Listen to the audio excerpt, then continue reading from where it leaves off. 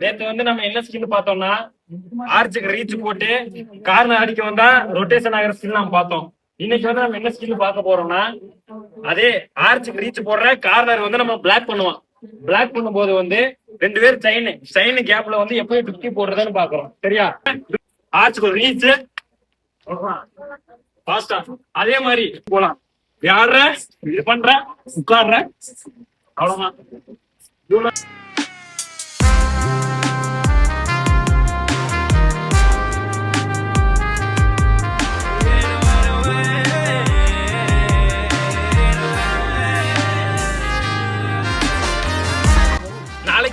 நாளைக்கான என்ன ஸ்கில் பார்க்க போறோம்னா நம்ம ஃபேக்கா போனஸ் போடுற மாதிரி காட்டி ஆர்ச் அடிக்க வச்சு ஆர்ச் அடிக்கும் போது ஃபிளையிங்ல வந்து போட தொடருது. அதுதான் நாளைக்கு இந்த ஸ்கில்ல பார்க்க போறோம். சரியா?